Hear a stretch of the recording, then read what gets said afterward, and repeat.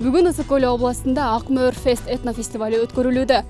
Республикалык деңгээлдеги этнофестивальда кыргыз айымдарынын бүгүнкү, эртеңки жана келечектеги жашоо образдары чагылдырылат. Өзүңүздөр көргөндөй этнофестивальга 7 тубандан келген кол өнөрчүлөр катышууда.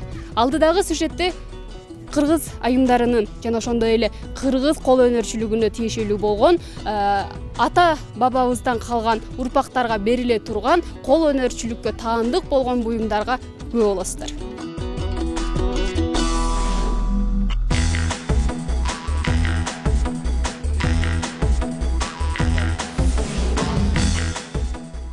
Biz bu жерге көк Кыргызстанда уюшулган Кыргызстан кол өнөрчүлөр кеңеши тарабынан республика боюнча өтө чоң кол өнөрчүлөрдүн тобубуз. Мына ошондуктан жалпы коллектив менен өзүбүздүн кол өнөрчүлүк айрыкча бизде Лейлек районунда ал чыныгы килемдин жана терменин мекени болуп эсептелет. Өзүбүздүн жасалган килемдерибиз боюнча баш кийимдер, ошондой эле кийизден жасалган ар кандай буюм теримдер менен бүгүн ушул жерге көлгө келип, эс алуу менен бирге ушундай ярмарка выставкаларга катышып атабыз.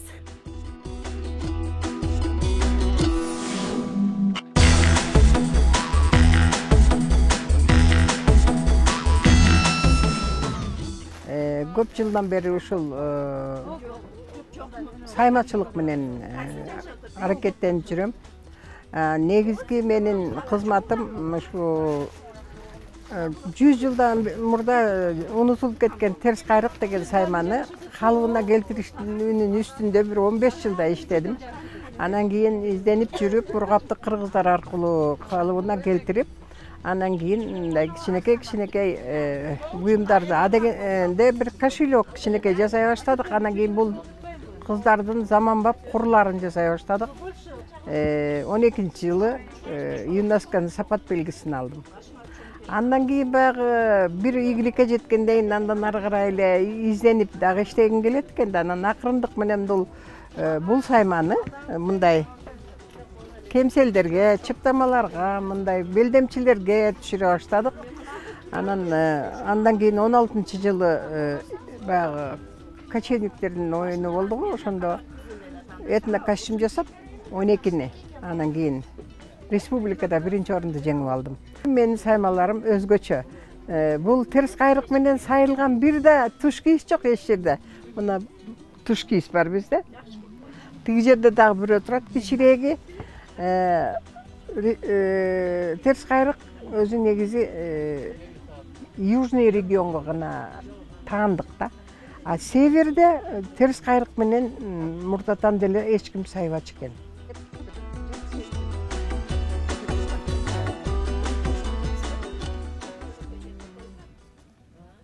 Байыркы калкым, бүгүн мен жүрөгүм толкуп, ушунчалык кубанычта болуп отурам. Менин жердештеримден ушундай таланттуу кыздар, ишмер кыздар, илгеркини бүгүнкүгө келтирген, илгертен бери кыргыздын маданиятын бүт дүйнөгө жеткирип жүргөн ушундай азаматтарды берди. Кандай эркектер, жигиттер бар экен мырза. Мына айрыкча бүгүн келдим, менин замандашым Карашева, Калия айымга келдим. Бу кишилер, мен айтайын деген, мен көп жолу болгом ушундай этнофестивалдарда, ар кандай андай айтып кете турган нерсе, бул илгерки нерселерди, бүтүп калган нерселерди бүгүнкүгө келтирип, илгерки бир мынагу сайма сайганын түрлөрүн алып келип, жаңылык киргизип аткан киши.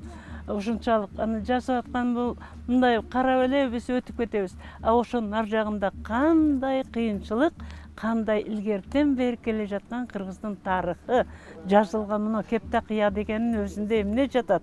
Бул качантан бери ушуга дагы жаңылыктарды киргизип, анан момундай кыргыздын көйнөктөрүн этно азыркы кандай кийген кыргыздар, анан саймалардын укмуштай келтирип атат. Анан кийин бул айымда мына жасаган ар бир кичинекей эле мынандай белге тагынып жүргөн. Эгерде ар бир кыргыздын кызы сонун көйнөк кийип, белине ушундай курду тагынып алса, ошонун тарыхын өзү билсе, каяктан, кандай тартылган, терс кайрык деген бул илгеркиден, муну эч ким кылбайт. Бул илгеркиден калган бул жаңылык бизге жеткен абдан бир кол өнөрчүлүктүн мыктысы. Ошондуктан ушуларды мен көрөйүн деп келдим. Азыр баардыгын көрүп, да бизде абдан таланттар көп экен, кыздар саны көп экен. Мен өзүм ырчы болгон менен дүйнөнү кыдырып келдим, көрүп келдим, элдин маданиятын көрүп келдим. Анан өзүм дагы ырдан бөлөк кичине ыр жазам, китеп жазам. Анан кийин дагы курчактарды жасайм. Анан ушундай колунан иш келген кишилерди көргөндө мен абдан ыраазы болом. Буларды мындай глубже караш керек. Глубже. Мындайлар сайма-сайып, теги бу, все мындай караганда жаңылыктар чыгарып атат. Кишилер көп, түркүн. Но вот илгеркини калтырып кеткен, бүгүнкүгө жеткирген жаңылык кыргыз үчүн дагы кала турган продолжать этип. Мына ушундай кишилердин жасап жаткан нерсесине көңүл абдан буруш керек. Мына бул жерде айтып атат шырдак бизге илгертен келе жаткан кандай түрлөрү бар. Бирок мына бул ушундай тонко абдан ичке жасалган нерселерди бүгүнкү алып келип аткан кишилер дагы абдан баалуу деп мен эсептеймин. Ошол жерде катышып атканын баардыгын мен куттуктаймын. Айтам, булардын баары алтын колдуу кишилер, колдору мозоль болгону мындай ийнени кармап отуруп, анан булардан таланттуу ушундай адамдар. Бүгүнкү майрамыңар кут болсун. Кыргыздын Ысык көлдүн жээги. Мен айтам, биздин канча жерди көрдүм, Кыргыздын жеринде жер жок. Мындай бир жагын карасаң ала тоо, өзүнчө сүрөт, өзүнчө выставка. Бир жагын карасаң көлү жатат, бир жагын карасаң ушундай таланттуу эли жатат. Кандайларды жаратып атат айланайын. Ушуларга мен ден соолук тилеймин, дагы жарата берсин. Кыргызды кылымдарга жеткирген ушулар.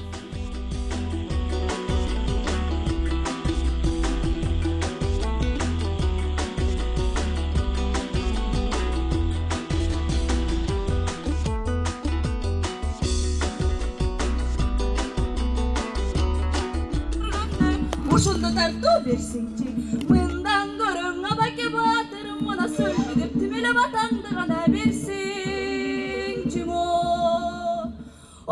Манкир берсең бул күндө, мактанып калмак калбайбы?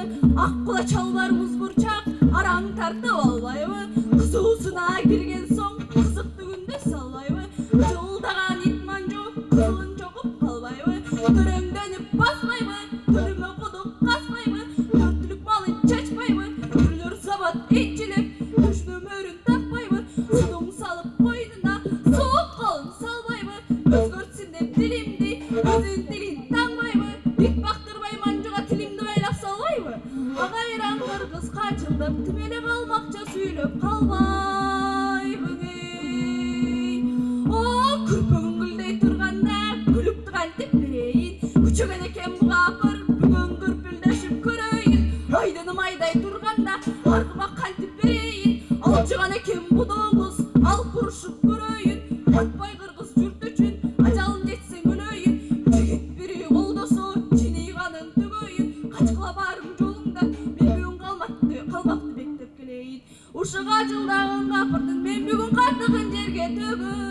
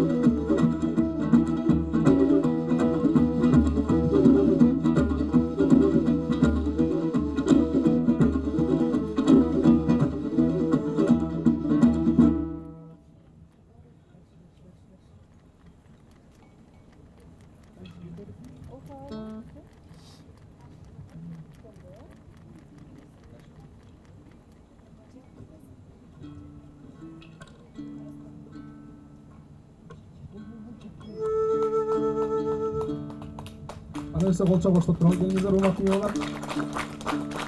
Мен бул элечек боюнча өзүбүздүн формабыз боюнча айта турган болсом, бул азыр кыргыздар апалар негизи азыркы убакта кийинки учурларда ушундай этно улуттук ушундай маалыматтар жайылтылып, ошого жараша биз ушундай формаларды жайылтууга аракет кылып жүрөбүз. Кыздарыбыздан, неберелерибизден бери ушундай кыргызча кийинтип атабыз, формаларды өзүбүз жасайбыз. Элечектерди өзүм ороп берем.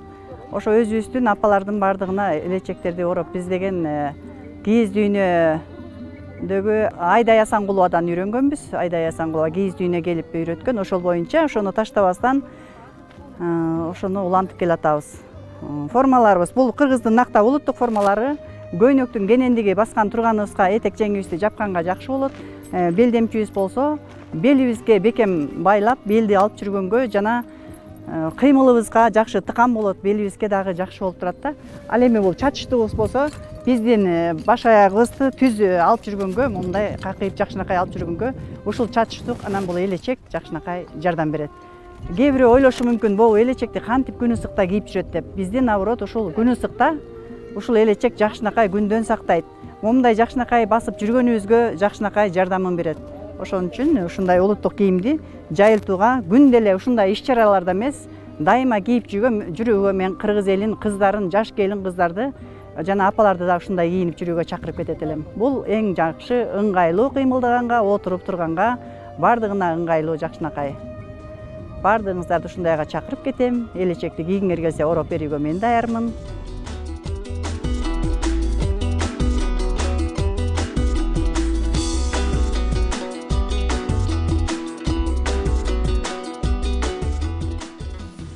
Боз үй ушу өзүмдүн колуман чыккан буюм теримдер бардыгы. Анткени менин максатым улуу энелерибиз өтүп кетти. Биз кийинки муунга жакшынакай кылып, жаштарды үйрөтүп, окутуп, артыбызда калган жаш муундарга тыштап кетишибиз керек. Кыргыздын кандай гана кооз иштери бар.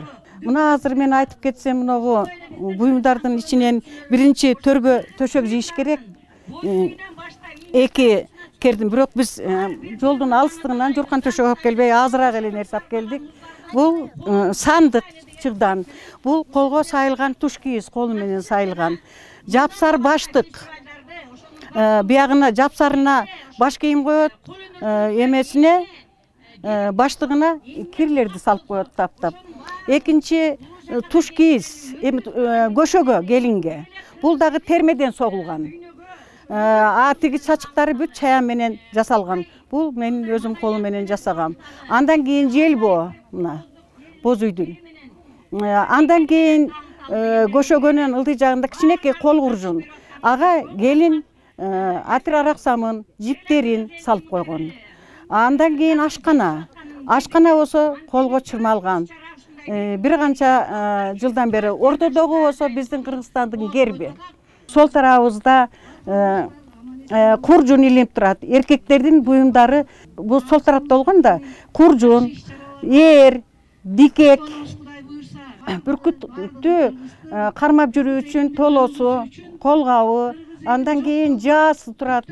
Жаанын эмелери, найзалары, андан кийин аял адамдын кийими илинген, анан түлкү терилер илинген. Терилерден кийин мына эркек адамдын эмеси илинип турат, ичиге. Андан кийин бул китептекче. Китептекче бул менин өзүм чыгармачылыгым. Ар бир үйдө Куран коюп коюш керек. Анан жакшы китептерден коюш керек. Оюнчак коюп койсо, же өзүнүн чыгарган китеби болсо да коюп койсо болот. Андан кийин карышкыр. Андан кийин мен эми айта турганым, боз үйдүн турган турушун болсо, мына чаян желбо, жаак башы, чий болсо боз үйгө бүт чырмалган. Чырмалган чийге өтө көп туштуулуктар илинбейт. Анткени ал өзүнүн кооздугун берип турат. Тизгич, эшик мына азыр боз үйдүн эшиги дагы чий менен чырмалган.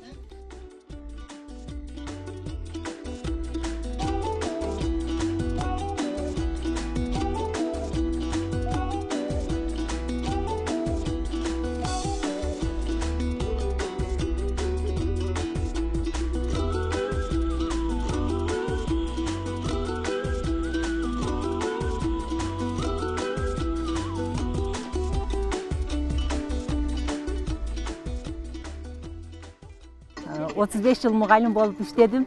Бирок пенсияга чыккандан кийин баягы кыргыз кол өнөрчүлүгүнө абдан кызыгып жүргөмүн. Ушул Тотукан эжемин шакирти болуп, ошол эжемден ушул өрмөктү үйрөндүм. Мынакей өрмөктүн баягы термеси, какмасы баардыгы мына жерде турат. Анан биз баягы азыркы учурга шартка ылайыктап көрүп турасыңар кыздар, моундай кылып туруп ошол өрмөктөн сумкаларды токуп атабыз. Анан биз үйгө дивандарыбызга жөлөнгүчтөрдү жасап атабыз, моундай кийимдерди жасап атабыз. Шартка ылайыктап ушул өрмөктү мындайча айтканда жаңылап атабыз десек дагы болот. Ал эмес кийимдерди, мындай кемзелдерди жасап деле кийсек болот. Өрмөктүн эки түрү бар билесиңер, какма өрмөк дейт. Аны шалча кылып жерге салабыз. Ал эми биз мына терме өрмөктү биз жибин эгерде жеңил жип болсо, моундайларды биз кийимдерге салабыз.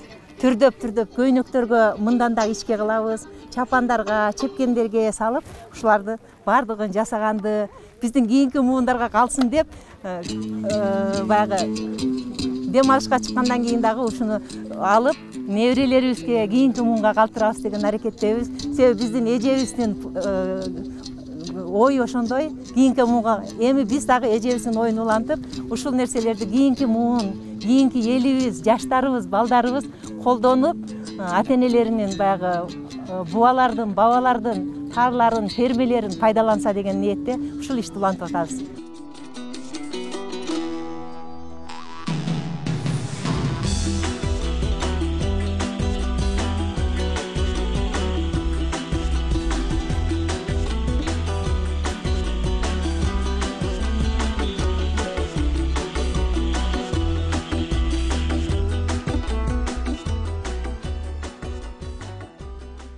Мурун эле ошо кол өнөрчүлүк менен иштечүмүн да, анан азыр Бишкектен деле ошондой жумушум менен иштеп ушинтип эл аралап жүрөм.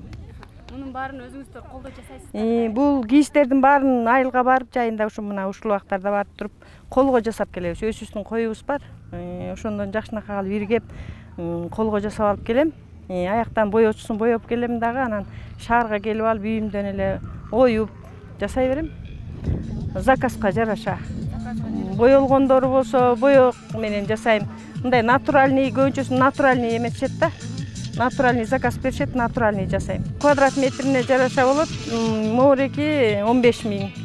Бул азыр Англиядан Лоренс деген бала заказ берген. Ошонун заказын жасап атам. Бирөөнү бүттүм, экинчисин жасап атам. Көбүнчө буйрутмалар чет өлкөдөн келет окшойт, Мындай эмелерде ошо чет өлкөлөрдөн келет. Себеби Кыргызстанга деле болот, жок, болот. Азыркы жаштар, жаңы үй алып аткан жаштарчы, мына мондай натуральный светтерден жасап атат. Жакында эле 4 шырдак жасап бердим. Бул шырдак негизи балам жылуулукта. Натуральный энергия аласың.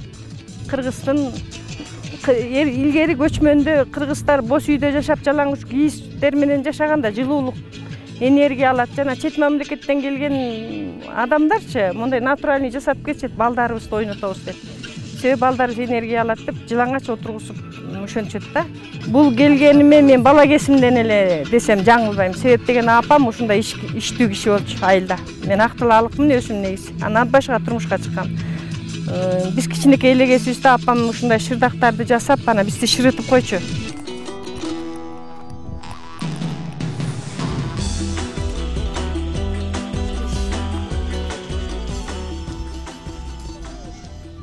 Konkursun içinde termeciler var, saymacılar var. Ошон үчүн мен өзүмдүн мына термемди алып келдим. Мына өзүм жасаган терме, мыналар өзүм сайган сайма, ушуларды баарыны ушу бүгүнкү Акмөр уюштурган конкурска алып келдим. Эми кыргыз ичинде аябай өнөр көп. Ошо өнөрлөрдүн бирөөсүн көрсөткөнү келдик. Мына бизде араби деп коет, баягы түксүз килем деп коет. Ошону өзүбүз согуп келдик. мына нак такта жиптен аябай натуральный, мына нак натуральный жүндөзүнөн, мына жибектен тигилген сайма, ушулардын баарын бүгүнкү конкурска алып келдик. Бир мурда жаштыгымда жасайт элем, азыр кийин баягы заман алмашып, ушундай 90-жылдар тыштап атып, эми дагы пенсияга чыгып 10 жылдан бери, 15 жылдан бери ушу саймачылык менен, терме менен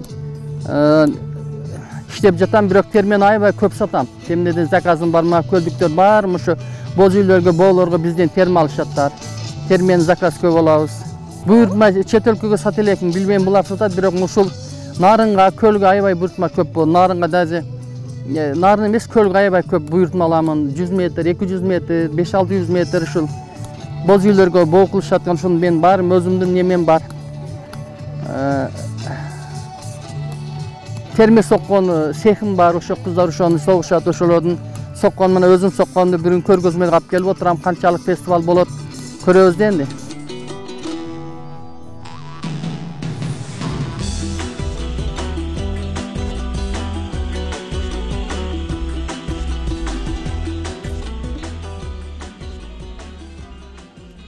Атайын бул боз үй Нуразил байкенин боз үйү. Жасалгасы да ошол кишиге тиешелүү. Ал эми бул өзгөчө боз үй болуп эсептелет, себеби бунун босогосу дагы ачык, эшиги дагы ачык. Келген кишини баары бул жерде отура алат, көрүп алат, сырттан дагы эшиги жабык эмес деген сөз. Демек, бул жакшылыктын белгиси. Эми боз үйгө деген оң жакта деген жалаң эркек кишилердин буюмдары турчу, ал эми Кыргызда сол жакта деген аял кишилердин буюмдары турат. Ал эми төр жакта болсо биздин байбичелерибиз, аксакалдарыбыз отура турган төр ушул жак. Эми мына кыргыздын буюмдарын айта кетсем, булардын бардыгы Кыргызстан жыгачтан жасалган.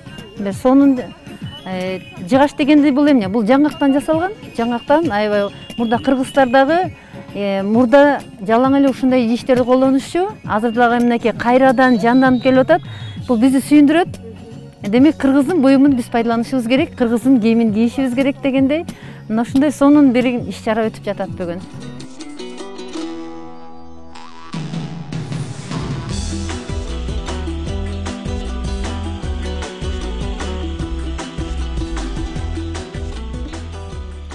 Өзүбүздүн нукура кыргыздын буюмдарын көрсөткөнү келдик эле. Мына өзүм жасалгасын бар өзүмдүкү, өзүмдүн буюмдарым. Анан баягы көпчүлүгү азыр ушу мындай бир чаташып жүрөт да. Мына төрдөн айтылат да өзүчү. Мына төрдөн айтылганда оң тарап мына эркектики болуп эсептелет. Сол тарап айымдарга ылайыктуу, айымдарга тиешелүү. Мына ошол анда айтат келсек, мына кыргыздын илгертен колдонуп келаткан, ата-бабаларыбыздан колдонуп келаткан эр токуму, мына кыргыз эр деген ушул. Анан биягында эркектердин жабдыгы. Аңчылыкка чыгабы же элин коргогон буюмдары бул найза, калканы болуп эсептелет. Анан мына ошол ууга чыкканда, аңчылык кылганда мына жаалар. Бул нака тоодун тоот экенин мүйүздөн жасалган. Нукура жа ушулар. Бул садак октору. Андан кийин келип атканда мына бул өзүбүздүн кыргыздын комузу. Өрүктөн чабылган комуз. Мунун баарын тең өзүм жасаган буюмдар, комуздар. Азыркы заманга ылайыкташтырып, азыркы жаш балдарга, жаш кыздарга, окуучуларга ылайыкташтырып туруп, ар бирөөнүн момчуп нота салынган. Көрдүңүзбү? Оңой да, үйрөнгөнгө да оңой, четкенге да оңой. Бул биздин эң баалуу калтар түлкүсү ушул, калтар түлкүлөр. Мына. Ушундай башкача болот да, өзгөчө түлкүлөр болот. Мына бул карышкыр. Кадимки эле карышкыр. Булар комуз, бул токтогул комуз. Бул эң биринчи комуз ушу токтогул комуз, ушундай сүйрүү комуз болгон. Ушундай сүйрүү комуздан баштап, анан кийин тиги чоң комузга Чалагыз Иманкулов, Карамолду Орозов деген аксак аталарыбыз ошолор ушу комуздан тиги комузга өткөзгөн ошол атабыз да, Чалагыз Иманкулов. Ошол анан бул кирип келгенде эле карышкырып илинип турса, значит бул үйдө бир жигит бар. Баатыр бар, жигит бар деп билген да. Түлкү илинип турса, анда бул үйдө бир бойго жеткен кыз бар. эми турмушка бере турган кыздын белгиси ошо түлкүдөн да, түлкү илинип турса, эми жакында да мына ошондо куда түшө беришкен да, бул үйдө кыз бар экен, бойго жеткен, эми куда түшсөк болот экен деп ушундай эме кылышкан. Андан кийинкиси бияка мына өткөндө ата бабабыздын, апаларыбыздын, эжелерибиздин жасаган, кыздарыбыздын жасаган туш кийиси, сайма туш кийиси. Ортосундагы бул байыртан келаткан биздин кыл кыягыбыз. Бул аттын куйругунан жасалат, бул өрүктөн чабылат, териси болсо төөнүн терисинен жасалат. Бул кыл кыякты бул өзүм жасаган кыл кыяктар. Булар болсо күмүштөрдөн чапталган, коостолуп шөкөттөлөт. Анан айттым эрди. Анан бул көкөр тиги сабадан куюлат, көкөрдөн анан бул кесеге куюлат. Ушинтип анан кыз келиндерибиз, апаларыбыз анан элге таратып беришкен. Мына бунун баары тең жаңгактан жасалган, өрүктөн жасалган идиш аяктар. Бул болсо нака нукура торпоктун терисинен жасалган көкөр. Мына ушул. Бүт өзү жасаган буюмдар. Мына иште андан кийин биягын алганда, биякта эле жана азыркы өзүңөр көргөн түлкү айтып аттым го. Ошол комустар, бул калтар түлкү. Анан баса белгилеп айтып кете турган нерселер дагы мынабу да чөмүч. Муну шорпо куйганга, тамак ашка, кымыз куйганга бүт ылайык таштып жасаганбыз. Мына эреки болсо бул күү челектендин дегендин күүсү. Илгери жанагы эме жокто, азыр сепаратор менен колдонуп каймак чыгарып атпайсызбы? Ошол жокто мына ушул күү челек менен пайдаланган. Биягда челеги болот. Жыгачтан. Анан буга бир чакадай айран куюлуп тартылбаган. Анан ошону жарым сааттын ичинде мындай эме кылып туруп, жарым сааттын ичинде каймаган бөлүп алат. Сепаратордун ордуна ушул колдончу мурун. Ушундай заман болуп. Анан кийин бул саба кадимки эле торпоктун терисинен жасалган, илгертен табаларыбыздан келаткан кымыз куйган саба. Ушуга биринчи сырттан бээ сагылып, сүтү, анан кийин үстүнө кымызы, мына ушуга кыйылып, ушундан бышып түнү. Анан эртең менен мына ушу сабадан даяр болот, кымызчы. Ошол анан бул чыныгап, аяк каптап коет, чыны каптап коет. Баягы азыр кыргыздар сервантка коюп, стенкага коюп, бир сонун кылып көрк чыгарып атпайбы? Илгери кыргыздын апаларыбыз, карындаштарыбыз мына ушинтип илип көркүн чыгарганда, мына буяка жууп тизип коет, илипчи. Анан ошол жерден алып колдоно беришет. Мына сок белек. Бул буудайдын, арпанын сырткы кабыгын бөлүп чыгарат. Өзүнчө бөлүп чыгарат да. Анан ушундан кийин мына бөлүп чыгарып, даярдап, анан сапырып эшикке алып чыгып. Анан таза буудайды алып туруп, анан кууруп, же болсо куурубай делеп, анан алып туруп, анан бир жаргылчакка тартылат. Мынакей. Бул жаргылчак. Кадимки бул жаргылчакта жөн жаргылчак эмес. Бул 16-жылы Кытайга барып, үркүндө барып кайта келген жаргылчак экен. Муну тарыхы өтө чоң жаргылчак. Ошол жактан алып, анан биздин колго тийген. Ошол. Анан бул бакан. Бакан бул куржунда ар кандай эмелер болот. Бияка курт илинет, чучук дилсе болот, этти сүрсүтөт. Андан башка сүсмө илинет. Жанагы баштыкка сүсмө коюлат го, айранда анан сүсмө болуп чыгат. Ошол биздики. Анан мына комустун